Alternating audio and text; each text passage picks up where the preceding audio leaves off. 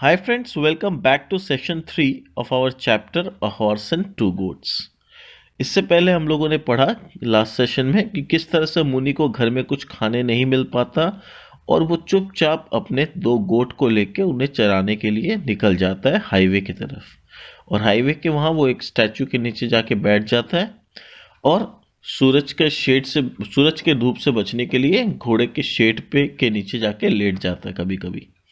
और फिर घोड़ा का डिस्क्रिप्शन दिया गया है कि वो स्टैचू कितना सुंदर है, उसको ब्रोकेड से सजाया गया है, उसके बगल में एक सोल्जर है, उसके वेस्ट में भी बहुत सुंदर कपड़ा बना हुआ है ना। तो let's continue from last para यानी second para of page number 56। ठीक है। मुनि sat at the foot of the statue, watching his two goats graze in the arid soil among the cactus and lantana bushes। तो मुनि वहां statue के foot पे बैठा रहा और अपने दोनों गोट को चरते हुए देखते रहा। वो क्या चर रहे थे? कैक्टस और लंटाना बुशेस के ऊपर चर रहे थे। He looked at the sun. It had tilted westward, no doubt, but it was not the time yet to go back home. मुनि ने सूरज की तरफ देखा।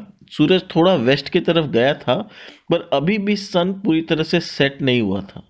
तो वो समझ गया कि it is not the time to go back home, अभी भी घर जाने में देरी है। If he went too early his wife would have no food for him. बोला कि अगर मैं जल्दी चला जाऊं घर तो मुझे कुछ भी खाने नहीं मिलेगा, क्योंकि मेरी वाइफ उस समय तक खाना रेडी नहीं कर पाई होगी। Also, he must give her time to cool off her temper and feel sympathetic, and then she would scrounge and manage to get some food। और वो अपनी मन ही मन में सोच रहा था कि उसकी वाइफ का अभी टेम्पर थोड़ा खराब है, क्योंकि वो जो खाना लाने बोली थी या सामान स्टफ्स लाने बोली थी वो नहीं ला पाया था। तो वो अंदर ही अंदर समझ रहा है कि मेरी वाइफ अभी बहुत गुस्सा में है, तो मुझे उसे थोड़ा समय देना चाहिए अपना गुस्सा ठंडा करने का। और फिर जब उसे मेरे प्रति सिंपैथी होगा तब वो मेरे लिए कुछ खाना जुगाड़ कर पाएगी। He noticed now a new sort of vehicle coming down at full speed। अब वो अचानक से देखता है कि एक नया तरीका का व्हीकल फुल स्पीड में उसकी तरफ आ रहा है। He looked like both it looked like both a motor car and a bus। वो देखने में बहुत अजीब सा था। बस और मोटर कार देखने में दोनों के जैसा लग रहा था। He used to be intrigued by the novelty of such spectacles। तो जब वो इस तरह का कुछ नया गाड़ी देखता था या कुछ भी ऐसा नया कुछ देखता था तो बहुत फैसिनेटेड फील करता था। ठीक है। इंट्रिग्ड मतलब fascinated by the novelty, novelty यानी newness of such spectacles. But of late work was going on at the source of the river on the mountain. तो अभी लेटली वहां पर कुछ काम चल रहा था नदी के पास जो पहाड़ है उसके ऊपर। And an assortment of people and traffic went past him. और असॉर्टमेंट यानी different types of people in different different groups went and a different types of traffic went past him. यानी क्योंकि वहाँ पहाड़ के ऊपर कुछ कंस्ट्रक्शन का या ऐसा कुछ काम चल रहा होगा, तो अलग अलग प्रकार के आदमी जा रहे थे, अलग अलग गाड़ियाँ जा रही थी और वो रेगुलरली उन चीज़ों को देखा करता था। And he took it all casually and describe to his wife. और जो भी वो देखता था वो घर जाके अपनी वाइफ को बताता था। Later in the day everything he saw. Today, while he observed the yellow vehicle coming down, he was wondering how to describe it later to his wife when it spurred and stopped in front of him। और फिर जब वो इस yellow गाड़ी को अपनी तरफ आते हुए देख रहा था, जो देखने में थोड़ा सा बस और थोड़ा सा मोटर कार सा लग रहा था, तो वो यही सोच रहा था कि घर जाके अपनी वाइफ को कैसे डिस्क्राइब करूंगा, इस गाड़ी को कैसे समझाऊंगा कि मैंने क्या देखा। अब वहां पर गाड़ी उसके पास आके रुक गया। A red-faced foreigner who had been driving it got down and went round it। तो एक रेड फेस्ड फॉरेनर जो कि उसे ड्राइव कर रहा था वो नीचे उतरा और गाड़ी के चारों तरफ इधर उधर गया। पता नहीं, शायद गाड़ी में कुछ खराबी हो गया होगा, इसलिए गाड़ी को देख रहा था। Stooping, looking and poking under the vehicle. वो कभी व्हीकल के नीचे झुक के देख रहा है, कभी उसको ध्यान से देख रहा है, कभी व्हीकल को पोक करके देख रहा है। Then he straighten himself up. और फिर बाद में वो स्ट्रेट खड़ा हो गया। Looked at the dashboard, stared at Muni's direction. और उसके बाद मुनी जहां पर स्टैचू के पास बैठा था वहां कोई डैशबोर्ड लगा हुआ था। He looked at the dashboard, मैंने अपने गाड़ी का डैशबोर्ड भी देख सकता है। स्टेयर्ड एट मुनी's डायरेक्शन, और फिर वो मुनी के डायरेक्शन में स्टेयर करने लगा। एंड अप्रोच्ड हिम, और फिर मुनी के पास आया। Excuse me, is there a gas station near by or do I have to wait until another car comes on.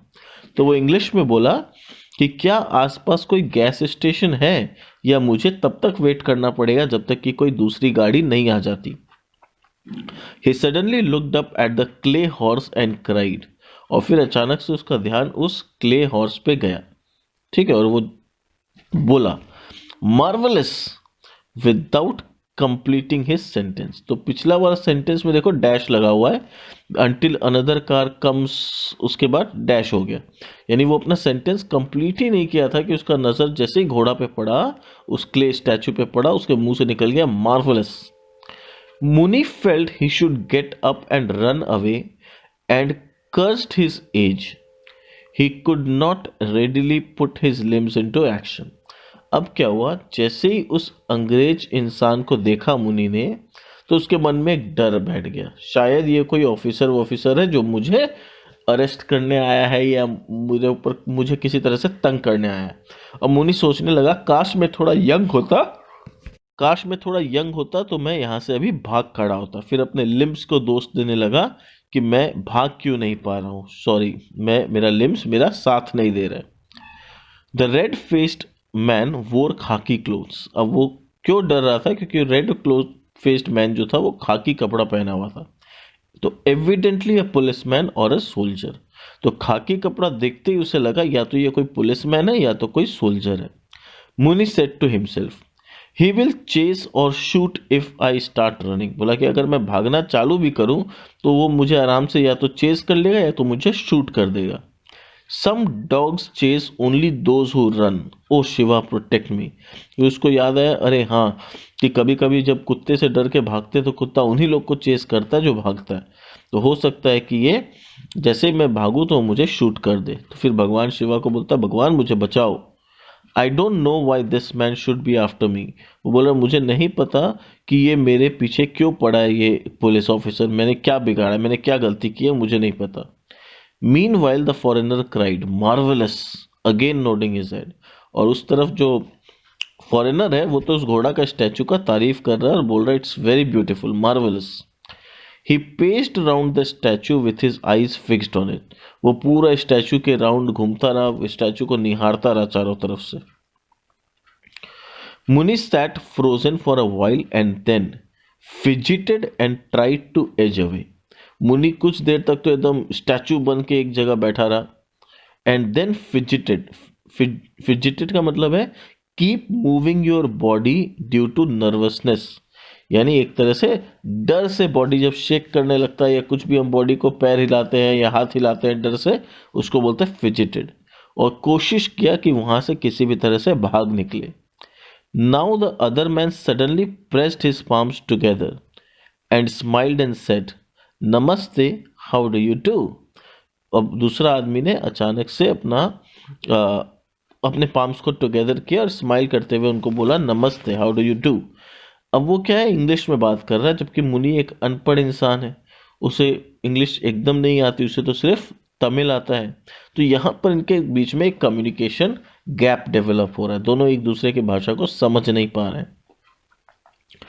Eight विच मुनि spoke the only English expression he had learned.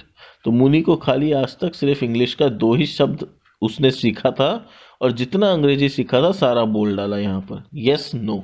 तो उसको यही समझ में आया और वो बोल दिया yes no. Having exhausted his English vocabulary he started in Tamil. और क्योंकि उसका इंग्लिश का तो सारा वोकैबुलरी खत्म हो चुका था, तो वो अपने तमिल में बात करना चालू किया। माई नेम इज मुनि। देखो यहाँ पर ये चीज इंग्लिश में लिखा हुआ माई नेम इज मुनि, पर ये मत सोचना कि उसने ऐसा इंग्लिश में कहा, उसने तमिल में ये सारी बातें कही, ठीक है।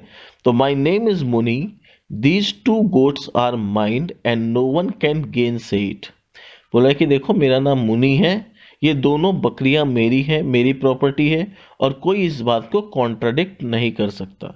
दो our village is full of slanders this days, बोला भले ही मेरे विलेज में आज बहुत सारे लायर्स लोग हैं जो झूठ बात बोलेंगे या किसी भी लालच के लिए एक गलत या झूठा स्टेटमेंट दे देंगे, ठीक है, who will not hesitate to say that what belongs to a man does not belong to him. मेरे गांव में ऐसे लोग हैं जो साफ मुंह पे झुटला देंगे कि ये गोट मेरा नहीं है, बट मैं जानता हूं कि ये मेरा ही गोट है।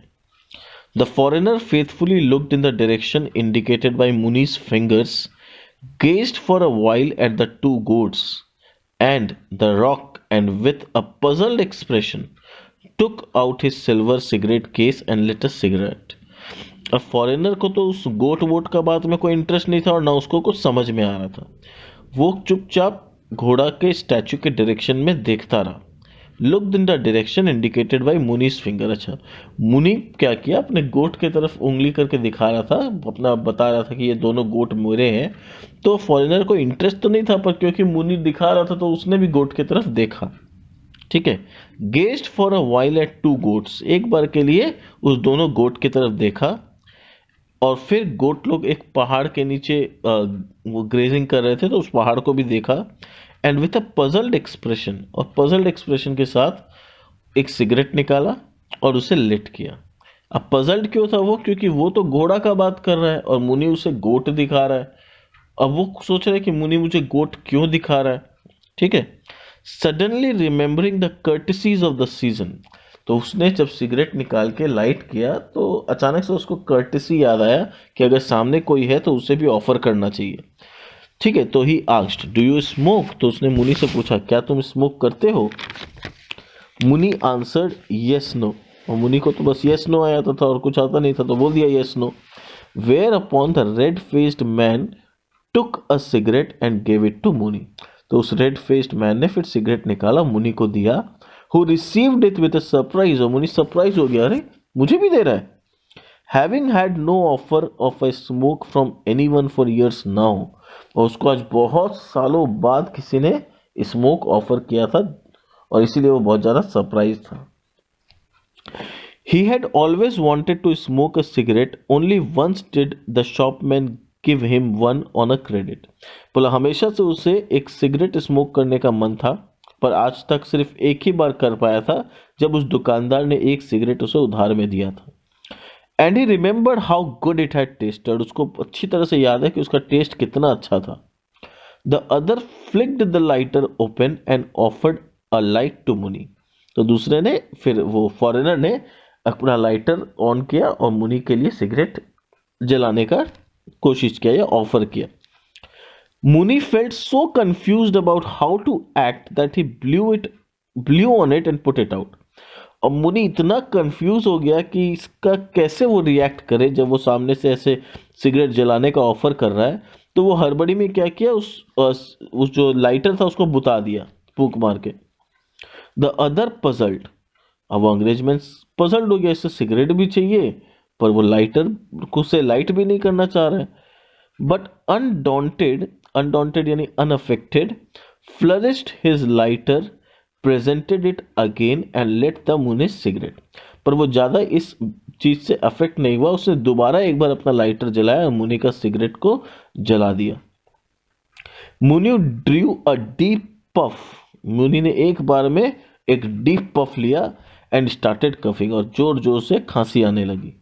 इससे समझ में आता है कि he was not use to smoking, it was racking no doubt, racking यानी टॉर्मेंटिंग, मुनि के लिए एक टॉर्चर के जैसा था। It was racking no doubt but extremely pleasant, पर यह टॉर्चर तो था पर टेस्ट बड़ा ही प्लीजेंट था। वेन हिज कफ सबसाइडेड, यानी जब उसका कफ यानी कफिंग करना यानी खांसी आना जब उसका बंद हो गया तो खांसते खांसते उसके आंखों से आंसू तक आ गए थे।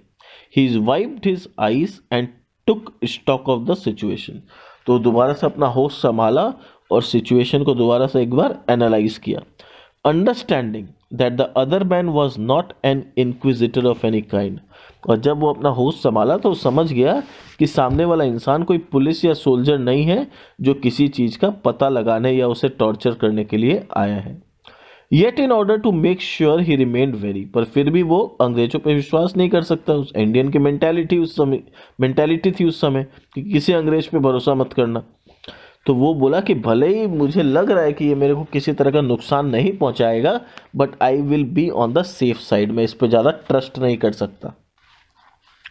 No need to run away from a man who gave him such a potent smoke, पर एट द सेम टाइम वो बोला ऐसे इंसान से भागने की भी ज़रूरत नहीं है जो इतना अच्छा सिगरेट मुझे स्मोक करने के लिए दे रहा है। His head was reeling from the effect of one of the strong American cigarettes made with roasted tobacco, और उसका माथा एकदम चक्कर खा रहा था क्योंकि ये one of the strongest cigarette था जो अमेरिका से लाया गया था और रोस्टेड टोबैको से बना था। The man said, I come from New York, took out A wallet from his hip pocket and presented his card. तो मैन बोला कि मैं न्यूयॉर्क में रहता हूँ, मैं न्यूयॉर्क से आया हूँ, और अपने वॉलेट से अपना कार्ड निकाल के दिया। मुनि shrank away from the card, और वो कार्ड देखते ही मुनि को लगा कि ये तो अपना, ये कोई ऑफिसर है, ये कोई अरेस्ट वारंट या ऐसा कुछ दिखा रहा है, वो डर के पीछे हो गया। Perhaps he was trying to present a warrant and arrest him, तो बोला कि लगता है ये कोई वारंट दिखा रहा है और मुझे अरेस्ट करने के लिए आया है। Beware of khaki, one part of his mind warned, तो उसका माइंड का एक पार्ट बोला कि देखो ये खाकी पहना हुआ है, ये जरूर कोई पुलिस वुलिस है, बच के रहना इससे। टेक ऑल द सिगरेट्स और what ever is offered and don't get caught, बोला जो भी सिगरेट विगरेट जो भी ऑफर कर रहा है, लेना जितना लेना है ले लो, पर पकड़े मत जाना। बी वेयर ऑफ खाकी। He wished he weren't 70 as the shopman had said. At 71 didn't run but surrender to whatever came. तो वो दुआ किया कि काश मैं 70 नहीं होता, क्योंकि 70 में लोग दौड़ नहीं सकते, भाग नहीं सकते, वो चुपचाप सरेंडर कर देते हैं उनके सामने जो भी सिचुएशन आता है। He could only ward off trouble by talk, तो वो समझ गया कि ट्रबल को सिर्फ हम बात करके मैं अवॉइड कर सकता हूँ, भाग नहीं सकता। So he went on. All in the chaste Tamil for which Kritam was famous, तो वो चुप बोलते रहा, तमिल में जो आता था सब बोलते रहा, और कृताम जिस चीज के लिए फेमस था ये गांव, उसके बारे में सारा डिस्क्रिप्शन देते रहा। He said, before god sir, भगवान who sees everything, I tell you sir that we know nothing of the case, बोला कि भगवान सब जानता है सर, उस केस के बारे में मैं कुछ नहीं जानता। कौन सा केस, भगवान जाने, कुछ हुआ होगा, देखते क्या हुआ। I tell you sir that we know nothing of the case, if the murder was committed whoever did it will not escape, अगर मर्डर हुआ है तो जिसने भी किया वो बचेगा नहीं, भगवान इज ऑल सीइंग, भगवान सब देख रहा है। Don't ask me about it, sir मुझसे मत पूछिए, मुझे कुछ नहीं पता उस मर्डर के बारे में। अब क्वेश्चन आ रहा है कि अचानक से मर्डर का टॉपिक कहाँ से आ गया, तो इससे लग रहा है ये कोई पुलिस ऑफिसर है जो किसी मर्डर का या कुछ ऐसा हुआ है उसका पता लगाने के लिए मुझे पकड़ने आया है। तो इससे पहले कि वो कुछ करे, ये पहले ही अपने मन से सफाई दे रहा है, अपने मन से कुछ भी बोले जा रहा है, ठीक है। A body had been found mutilated and thrown under a tamarind tree at the border between Kritam and Kuppam. अच्छा, तो असली में किसी का मर्डर हुआ था कुछ दिनों पहले या कुछ हफ्तों पहले, तो इससे लग रहा है शायद पुलिस उसी की जांच पड़ताल के लिए आई है।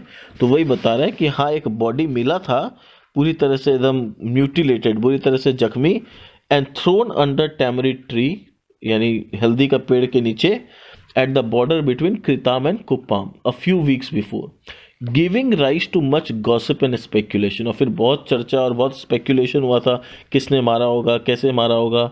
मुनि added an explanation, anything is possible there, sir यहाँ कुछ भी हो सकता है।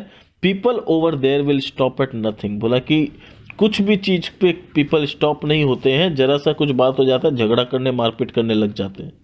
The foreigner nodded his head and listen courteously though he understood nothing. अब फॉरेनर चुपचाप उसका बात कर्टियसली सुनता रहा, यानी उसको रेस्पेक्ट देने के लिए, भले ही उसे समझ में कुछ नहीं आ रहा था कि ये क्या बोल रहा है। Of course he was an English man, उसको तमिल कहाँ से समझ में आएगा। तो आज के सेशन को हम यहीं रैप अप करते हैं, नए सेशन में we will start from next paragraph. Thank you so much for listening to the audio.